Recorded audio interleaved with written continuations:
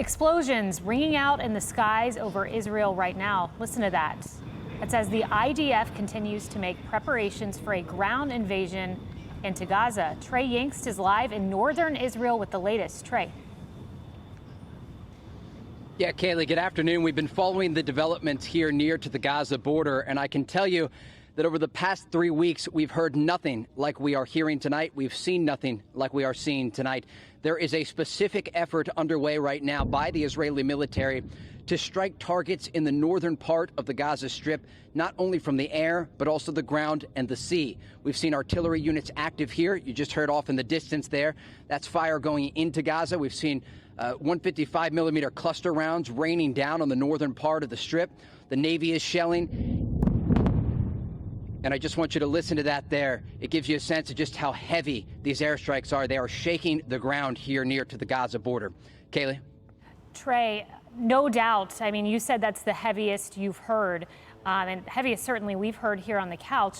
You spoke to the Israeli defense minister, and he said to you it's not a question of weeks as it pertains to the ground invasion, but a question of months as to how long they'll be in there. And he said, quote, "We are close." Do you think this could be the beginning of the ground invasion? I don't want to speculate on if this is the beginning of the ground invasion, but it is certainly the heaviest fire that we've seen.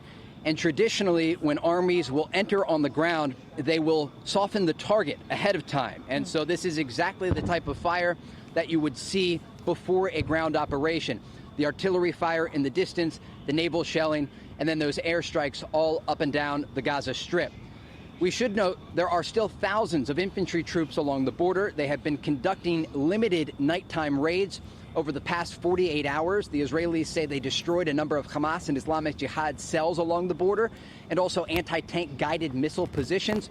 Remember, the Israelis are very concerned they will be immediately ambushed by the factions inside Gaza when they do enter the Strip. And so part of what they're doing right now is trying to clear out the area, ensure that they will be able to enter as well as possible and not get ambushed by these cells along the border. The Israelis are preparing for what is expected to be months of bloody urban battle. There's an understanding not just from the highest level, the defense minister, who we talked with earlier today face-to-face in Tel Aviv, but also the Israeli colonels on the ground, the infantry troops that we've been talking to and texting with, trying to get a sense of what they're worried about before they enter Gaza. They understand this will be a very challenging battle. They'll face roadside bombs and IEDs. They will face ambushes and troops that are heavily armed with tunnel systems, guerrilla warfare taking place before their eyes. And so those airstrikes there serve as a way to soften the ground ahead of that possible ground operation. Kaylee? Trey, it's Emily. It's my understanding you met with the Israeli Defense Minister Yoav Gallant this morning. What did you learn from that meeting? And those strikes there just nonstop. If I pause, it's to let you listen to that because it really illustrates through sound the picture here on the ground. It is a significant development what we are seeing tonight. The constant barrage that we've seen in terms of rocket fire from Gaza, but also the bombardments from the air and from the ground. Israel's Defense Minister Yoav Gallant speaking with a group of just 6 journalists today in Tel Aviv. We spoke for, I would guess, around an hour and a half. We couldn't have our phones inside this room. It was a protected room from any sort of technology so that we couldn't record the conversation, but we could take notes. And the majority of the conversation was actually off the record. He discussed a lot of sensitive topics, also ground maneuvers and discussing the broader regional concerns that he has. But what we can give you, I got these quotes specifically cleared so I could bring them to our audience here. We talked about the timing of the ground operation, but what I found interesting, too, was the 4-point plan for the Israeli military. And he laid out that plan. And again, we got this confirmed. It's the first time we'll report this list here on air. He says the mission for the Israeli army is, in no particular order, to destroy Hamas's military and governing capabilities along the Gaza Strip. Additionally, to return the hostages, 229 people that are being held inside Gaza, to secure Israel's southern arena where we're at right now, and then finally to deter Israel's adversaries in the region. And so the defense minister wanted to make clear there is a plan here, but the questions that we had for him often focused on what comes next. What happens after the Israelis enter Gaza? How long exactly will they stay inside the Strip? He said this is a matter of months, not weeks or days. And then who will govern after they destroy Hamas if they are successful in destroying this organization?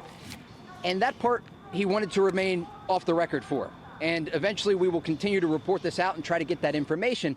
But there are real regional questions here and questions about once the ground operation does begin and once those orders are given by the political and military echelon here in Israel, how the region will respond. Emily? Trey, this is Kaylee. One more question for you. I was looking on your Twitter feed, and interestingly, I saw just yesterday you had posted something, and it was red alerts. And this was red alerts of Hamas launching rockets into Tel Aviv, and they were incessant. They seem to be coming up moment by moment. What can you tell us about the rockets coming in the other direction? Yeah, absolutely. So 21 days into this conflict, they have maintained their ability to fire on major population centers across Israel. And this is significant because we are talking about thousands of airstrikes that have taken place since the massacre in southern Israel. They're firing rockets from the northern and central part of the Gaza Strip. Sirens are sounding in cities like Tel Aviv, Israel's second largest city, despite those airstrikes. And I just want to show you what it looks like on a phone here. This is a screen grab that I took, and you can see what it's like when rockets are coming in. It's constant notifications, one after the other, telling people to get to bomb shelters. Now, in communities here near to the Gaza border, really significant airstrikes here, and just I pause to let you listen to them because this is unlike anything we have seen over the past several weeks, the past 3 weeks since this war began. But in terms of the rocket fire, here near to the border, you have about 10 seconds. And when we've been reporting live here on Fox, we are so close to Gaza that mortar fire can reach this location. So you'll notice if there are air raid sirens around here, we have just 10 seconds to respond. So we already have a plan in place. We drop our gear, we keep the camera running, and we get to a shelter. Cities like Tel Aviv have around a minute. And then every community in between has a different amount of time to get to a bomb shelter. But I want to talk quickly about the psychological trauma for Israelis living amid this conflict. There are young children who have to run to shelters. Their parents are trying to explain to them what's happening, and they are so terrified that the Israeli response service, the ambulance service across this country, has had to change the tone of their siren. So today when we were at that meeting in Tel Aviv, when we came out, we heard an ambulance, and it was a different tone than you would traditionally hear. And they do that so that people aren't mixing up the siren from an ambulance with a rocket siren telling them to head for shelter.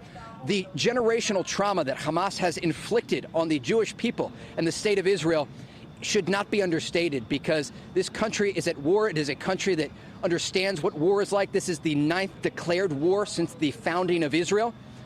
But it's not any easier for the Israeli people. And following that brutal massacre where 1,400 Israelis were slaughtered in their homes and on their bases near to the border, this country is in pain and they are still in shock. Yeah, Kaylee? That trauma is unfathomable. And Trey, stay safe. These are, without a doubt, strikes like we have never heard. And as you've been speaking, we see Ashkelon, Israel, and we see those strikes in real time as well. Stay safe, Trey.